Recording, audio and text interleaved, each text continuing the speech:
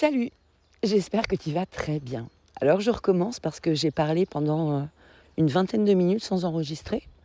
Petite blagounette de notre Mercure rétrograde et peut-être petite blagounette aussi de notre éclipse qui se tient d'ici quelques heures. Et justement c'est de ça dont je voulais te parler, de cette éclipse majeure qui se tient dans l'énergie du Scorpion, pendant que nous avons dans l'axe en face le Soleil bien entendu, Uranus et Mercure qui sont en train de se faire une petite surboom tranquillou bilou dans cette énergie du Taureau.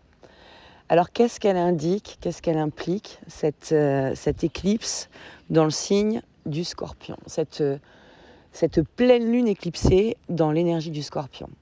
Alors, dans un premier temps, je vais te souligner le fait que cette lunaison est concomitante. Tu as vu, j'ai un petit chat avec moi, c'est Queen qui est là aujourd'hui. Elle est concomitante à la fête du Vésac. Toutes les pleines lunes en Scorpion correspondent à la fête du Vésac. Et la fête du Vésac, c'est quoi ? Eh bien, c'est un moment où l'on honore à la fois la naissance de Bouddha, son illumination et sa mort. C'est-à-dire qu'on est sur un 3 en 1. Et j'ajoute à ça que dans certains récits, parce que c'est quand même une fête qui est largement fêtée par le monde, et à certains endroits, on ajoute à la fête du Vésac la célébration d'une rencontre qui aurait pu avoir lieu entre Jésus et Bouddha. Alors qu'est-ce que c'est que ces points-là qui sont mis en émergence sur la fête du Vésac ? Ce ne sont que des points de transformation. On passe de la désincarnation à l'incarnation quand on parle de la naissance de Bouddha. Quand on parle de son illumination, on est en train de souligner le passage d'une vie sans conscience à une vie en conscience, donc transformation encore. Et quand on parle de sa mort, on souligne le passage de son incarnation à sa désincarnation. On est en train d'appuyer très précisément sur tout ce qui est les notions de transformation. Et c'est un peu à cette sauce-là que les énergies nous proposent de vivre, dans cet esprit-là et dans cette dynamique-là. Les modalités d'expression de cette énergie, tu le sais, il y a toujours une modalité noble et une modalité immature qui peuvent émerger à ce moment-là. Je vais commencer par la modalité immature pour bien après aussi ouvrir sur la modalité noble qui peut être la nôtre et que je nous souhaite à tous vraiment très très profondément. La modalité immature, c'est de faire fi finalement d'une forme de bon sens qui indique que pour laisser place à la nouveauté, eh bien, il faut enlever des choses du passé. Et cette non-considération du principe et du mécanisme de plein vide, si je veux mettre des nouveaux vêtements dans mon dressing, eh bien, je dois enlever les anciens. La place n'est pas extensible. La dimension de la matière n'est pas extensible dans ce domaine-là. Eh bien, je dois procéder à des formes de renoncement. Ce renoncement, il peut être évidemment très difficile à faire, quel que soit le domaine de notre vie qui est touché, que ce soit dimension professionnelle, dimension sentimentale, dimension amicale, bref, tout ce que tu veux comme dimension, ça peut être extrêmement compliqué à réaliser. L'observation de nous sur notre champ émotionnel, elle va se porter peut-être sur le déclenchement de ce que je vais appeler de façon un peu erronée, mais je trouve que c'est très parlant, de notre réflexe reptilien. Le réflexe reptilien, tu sais, on appelle ça aussi le grasping, c'est ce réflexe qui consiste à se cramponner. C'est ce qu'on teste chez les enfants à la naissance. Il y a des mouvements que l'on fait pour vérifier la correcte maturité en fait, du bébé dès la naissance. Et ce que l'on fait, c'est que l'on met l'enfant, on met nos doigts dans la paume des mains des bébés, et puis on voit s'il serre. Et s'il serre, le réflexe de grasping est OK, il se cramponne, il se tient, c'est parfait. Ça fait partie des réflexes reptiliens. Le réflexe reptilien est quelque chose qui concourt à notre survie, la plupart du temps. Donc, du coup, si ça concourt à notre survie, comprenons bien que l'énergie sous-jacente qui provoque ce réflexe reptilien-là est en lien avec un mécanisme de peur, mais de peur viscérale, voilà, parce que on n'est pas sur quelque chose qui est mentalisé sur le plan de la peur, c'est comme une peur de l'humanité qui s'exprime dans le réflexe reptilien.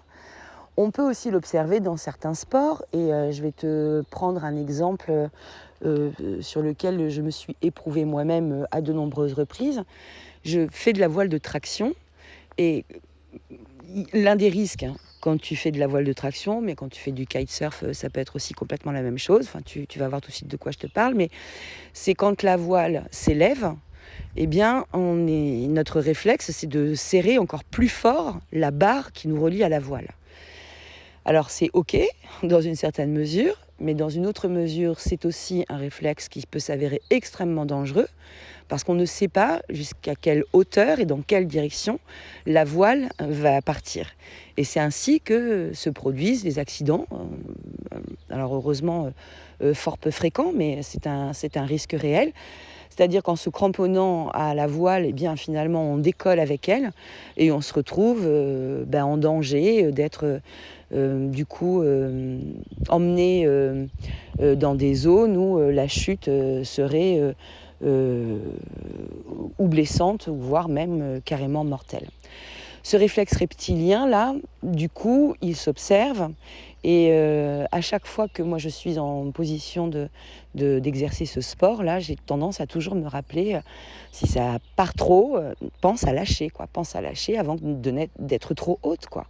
Avant d'être trop haute et puis du coup de risquer de me briser un os au moment où je vais relâcher.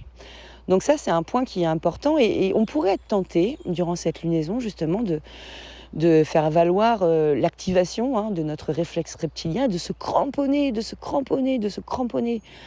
toutes nos forces à ce qui est en train de partir. Le truc, c'est que dans le scorpion, les choses, elles partent pas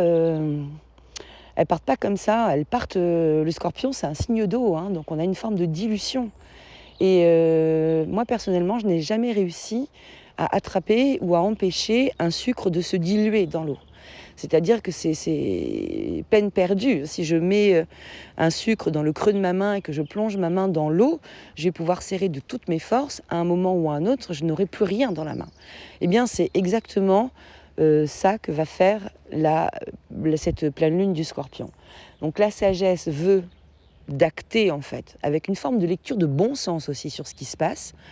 Il y a des choses dans nos vies qui ne tiennent plus la route, quelles qu'en soient les raisons, en fait. Ça ne se juge même pas.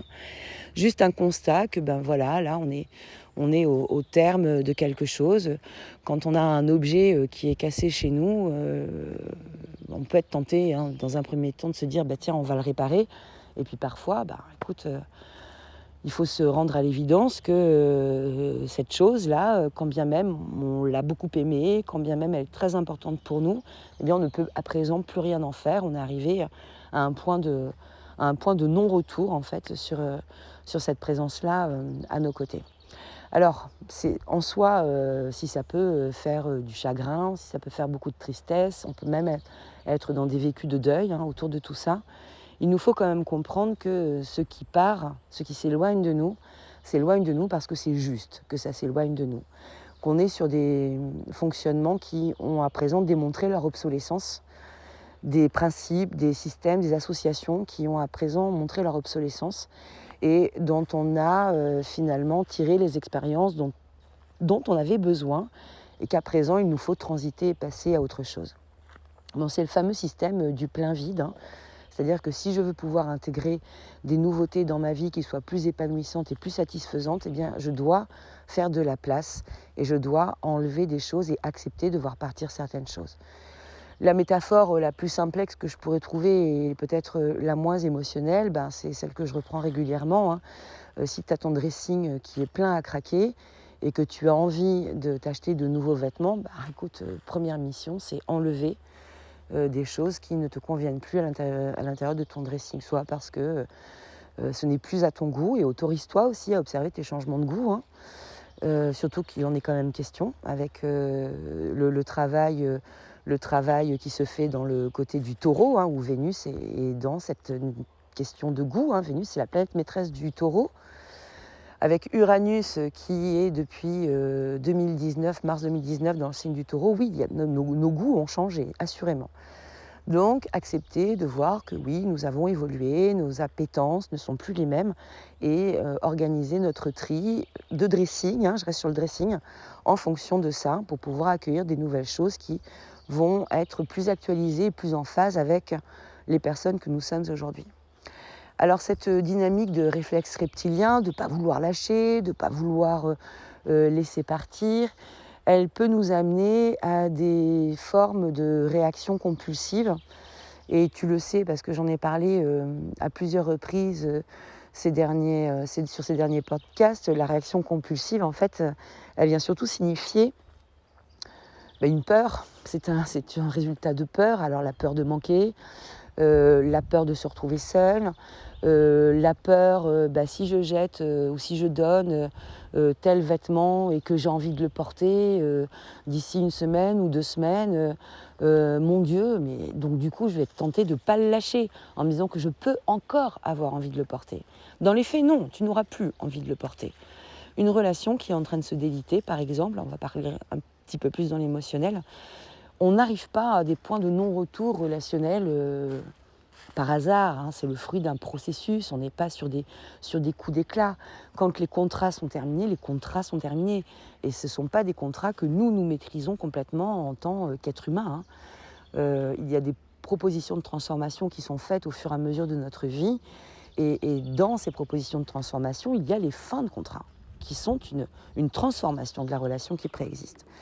Donc on est comme ça sur cet élagage énergétique des choses passéistes, des points karmiques pour lesquels on est à présent à jour. Et la sagesse nous incite à ne pas activer justement ce réflexe reptilien, d'ouvrir les mains, d'être sur le lâcher-prise et de s'accompagner en parallèle de ça émotionnellement parce que comme je te le disais, potentiellement on a des chagrins et des deuils aussi à réaliser autour de ce qui se détache. Alors la grande question sous-jacente sur les éclipses à chaque fois, c'est de se dire oui, une éclipse elle est activée pendant 6 mois. Ça veut dire qu'elle active une énergie pendant 6 mois. Ça veut dire que c'est les événements dont je te parle, ce qui peut se présenter à nous là, peut se présenter dans un délai de 6 mois.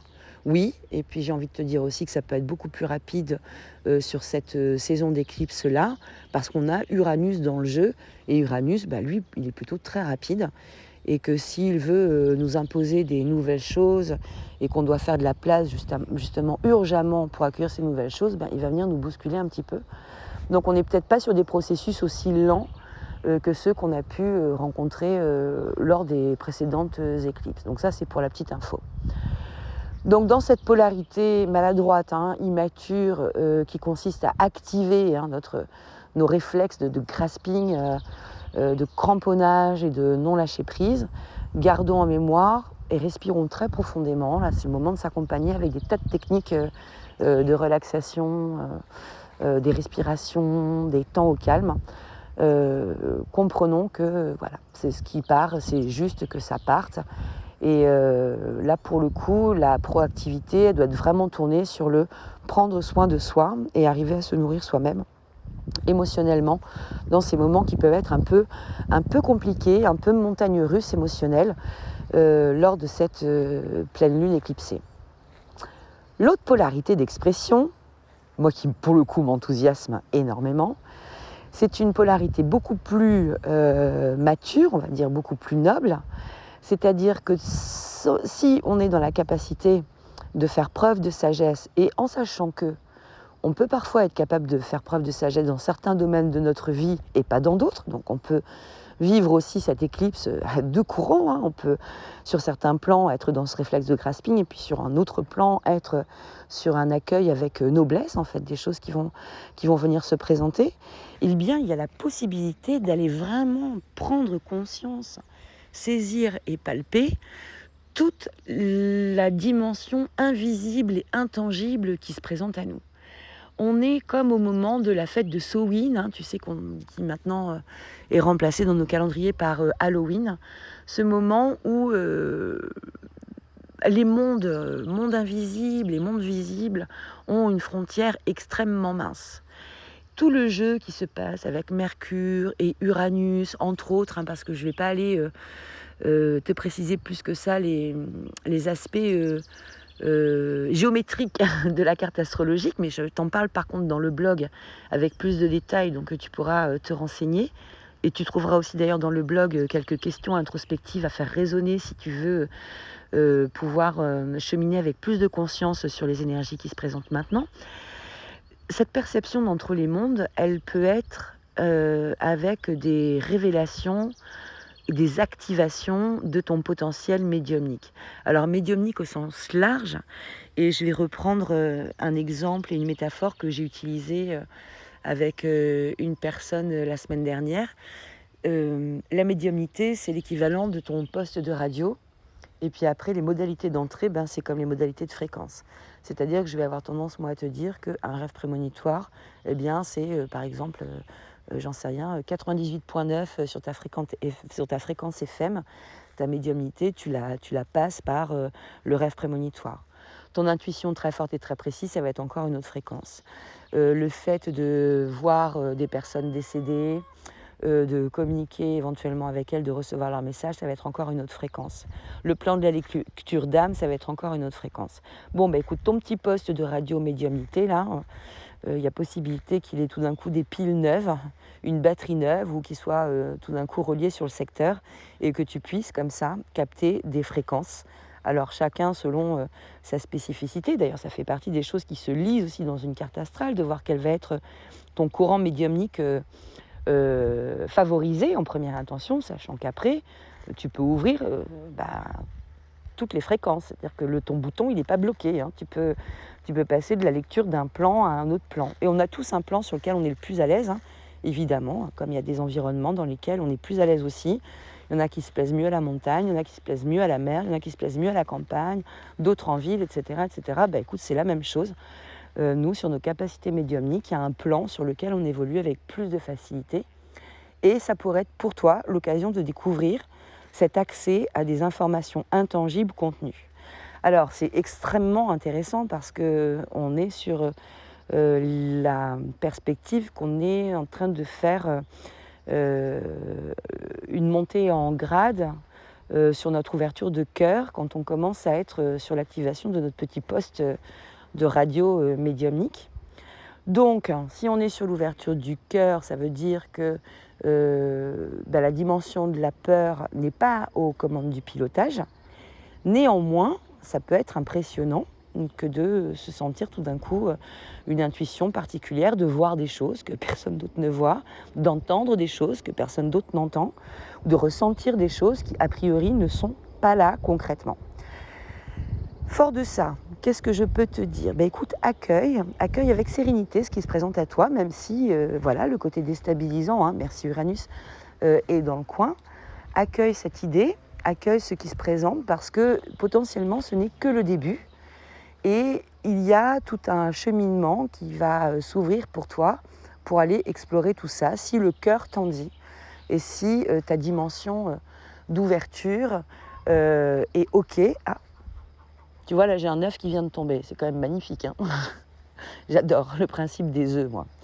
Je t'engage d'ailleurs à aller regarder la symbolique de l'œuf, qui est quand même pas loin d'être une symbolique du Vésac, hein, parce que en termes de transformation, l'œuf est quand même pas mal comme symbole. Hein. Il contient le tout et le tout le contient, l'œuf, hein, pour faire très bref.